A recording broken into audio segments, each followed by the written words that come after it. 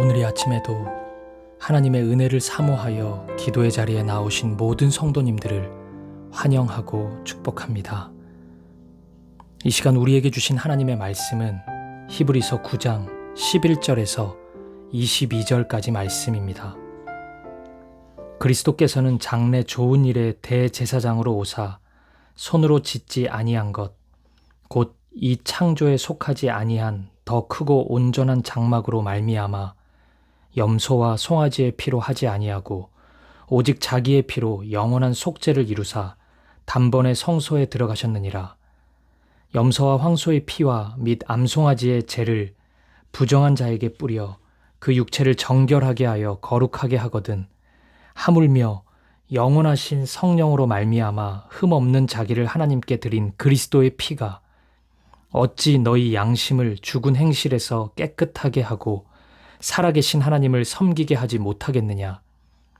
이로 말미암아 그는 새 언약의 중보자시니 이는 첫 언약 때에 범한 죄에서 속량하려고 죽으사 부르심을 입은 자로 하여금 영원한 기업의 약속을 얻게 하려 하심이라. 유언은 유언한 자가 죽어야 되나니 유언은 그 사람이 죽은 후에야 유효한즉 유언한 자가 살아있는 동안에는 효력이 없느니라. 이러므로 첫 언약도 피 없이 세운 것이 아니니 모세가 율법대로 모든 계명을 온 백성에게 말한 후에 송아지와 염소의 피 및 물과 붉은 양털과 우슬초를 취하여 그 두루마리와 온 백성에게 뿌리며 이르되 이는 하나님이 너희에게 명하신 언약의 피라 하고 또한 이와 같이 피를 장막과 섬기는 일에 쓰는 모든 그릇에 뿌렸느니라. 율법을 따라 거의 모든 물건이 피로써 정결하게 되나니 피 흘림이 없은즉 사함이 없느니라. 아멘. 오늘 본문은 어제에 이어 계속해서 구약시대의 성막과 성전의 제사와 예수님을 비교합니다. 특히 예수님께서 십자가에서 흘리신 피가 어떻게 우리의 죄를 대신할 수 있는지를 구약의 제사 관점에서 자세히 설명해 주고 있습니다. 구약의 제사에서는 인간의 죄를 대신하는 차원에서 흠이 없는 짐승을 제물로 하나님께 바쳤습니다. 죄인인 인간이 짐승에 안수하면 우리의 죄가 그 짐승의 전이 되어 짐승의 죽음이 우리의 죽음을 대신하게 되는 것입니다. 비록 제한적이긴 했지만 하나님께서 제정해 놓으신 이런 제사 원칙에 순종해서 하나님께 나아가면 하나님은 인생들의 죄를 용서해 주셨습니다. 제한적이라고 말씀드린 이유는 이런 제사에 우리 인간의 한계가 나타났기 때문입니다. 먼저는 제사를 드리기 위해 나아오는 나 자신의 문제가 있을 수 있습니다. 하나님이 말씀하신 원칙대로 제사를 드리지 않을 수도 있고 진실된 마음으로 하나님께 나아가지 않을 수도 있었습니다. 이 경우 하나님은 그 사람의 제사를 받지 않으셨습니다. 두 번째로 재물의 문제가 있을 수 있습니다. 하나님이 제정해 놓으신 짐승, 그 중에서도 흠이 없는 짐승을 선택해야 했습니다. 우리가 하고 싶다고 아무 짐승이나 잡으면 안 되는 것이었습니다. 그런 경우에도 하나님은 제사를 받지 않으셨습니다. 세 번째로 제사장의 문제도 있을 수 있습니다. 몇 차례 언급한 것처럼 백성들을 대신해서 성소와 지성소로 들어가야 하는 제사장이 죄악과 연약함으로 똘똘 뭉쳐 있다면 제사의 당사자가 아무리 잘 준비해도 그 제사를 하나님은 받지 않으셨습니다.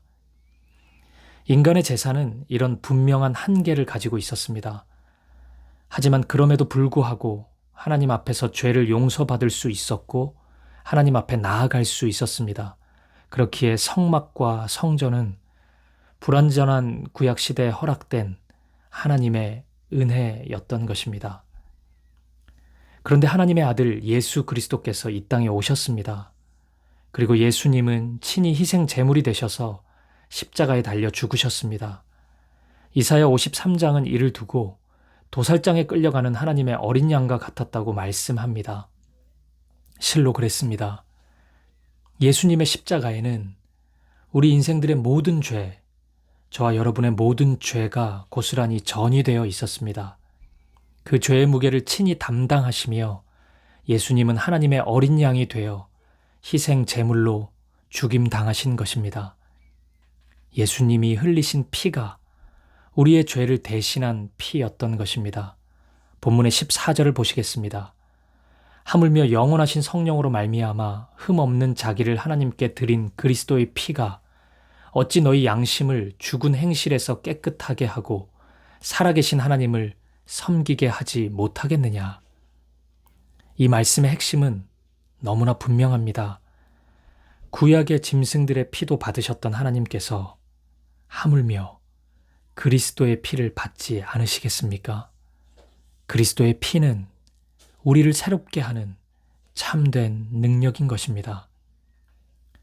그런데 하나님은 구약 성경의 곳곳에서 이렇게 죽임 당하실 예수님을 미리 말씀하셨습니다. 그리고 예수님 자신도 십자가에서 죽음으로써 우리 모든 인생을 살리실 것을 미리 말씀하셨습니다. 마가복음 10장 45절입니다.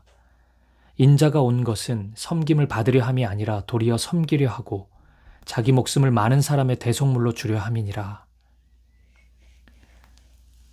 우리 예수님은 십자가에서 죽으심으로써 희생 제물의 약속을 실제로 이루셨습니다. 본문의 16절과 17절이 바로 이 사실을 설명하고 있습니다.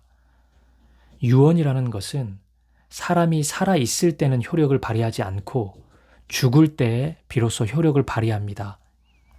마치 이러한 유언처럼 예수님은 십자가 죽음을 통해 우리를 살리시는 하나님의 어린 양이심을 친히 입증해 보이셨습니다.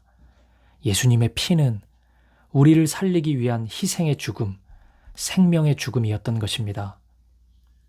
동시에 예수님의 피는 새 언약이 시작되었음을 선언하는 약속이었습니다.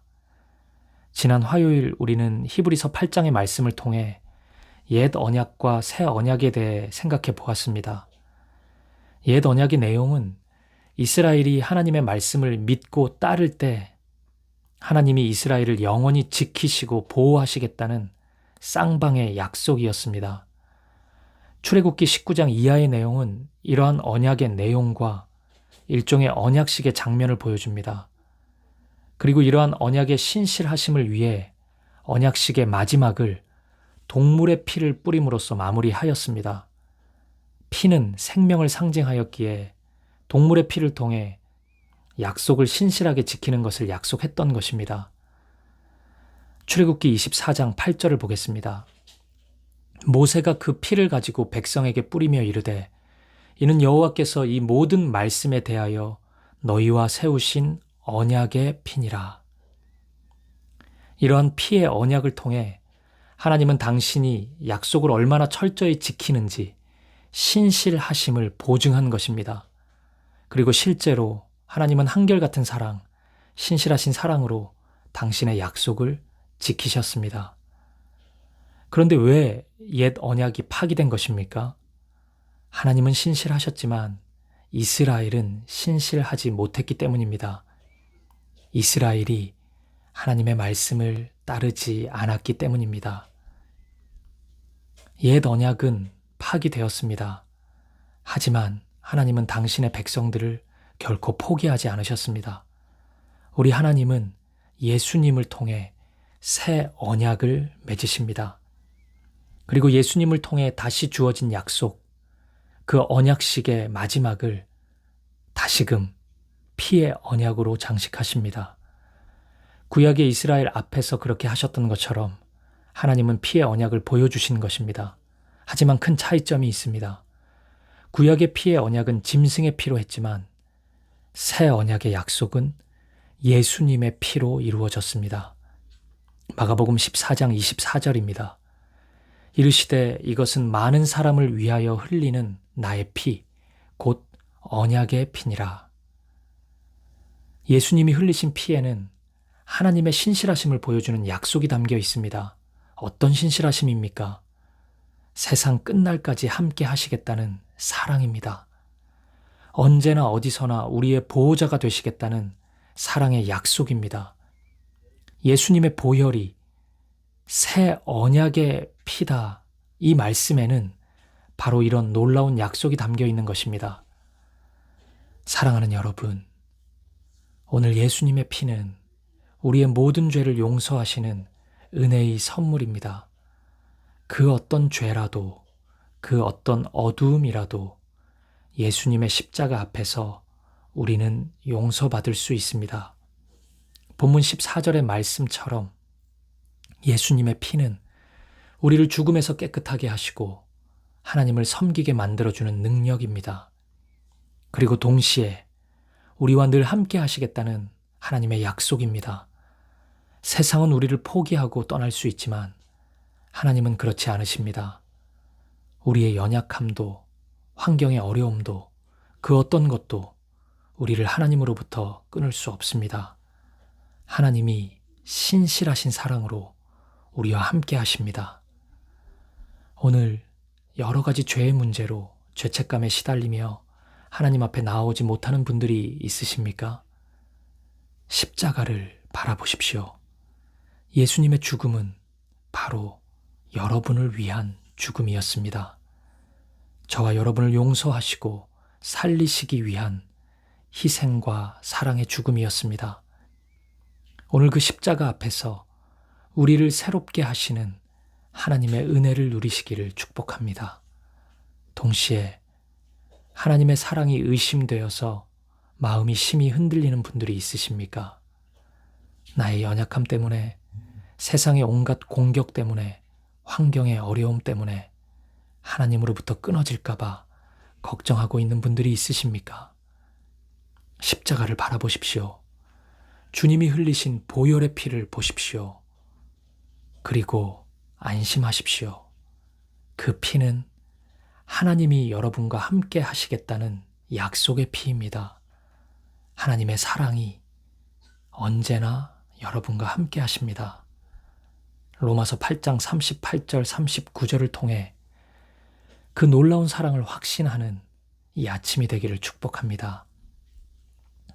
내가 확신하노니 사망이나 생명이나 천사들이나 권세자들이나 현재일이나 장래일이나 능력이나 높음이나 깊음이나 다른 어떤 피조물이라도 우리를 우리 주 그리스도 예수 안에 있는 하나님의 사랑에서 끊을 수 없느니라. 이 세상의 그 어떤 것도 하나님의 사랑으로부터 우리를 끊을 수 없습니다. 함께 기도하시겠습니다. 십자가 앞에서 우리의 죄를 회개합시다. 우리의 어떤 죄도 십자가 앞에서 겸손히 회개할 때 예수님의 피가 우리를 깨끗게 하십니다. 주님, 나의 죄를 용서하여 주옵소서. 십자가의 피로 나의 죄를 깨끗이 씻어 주옵소서.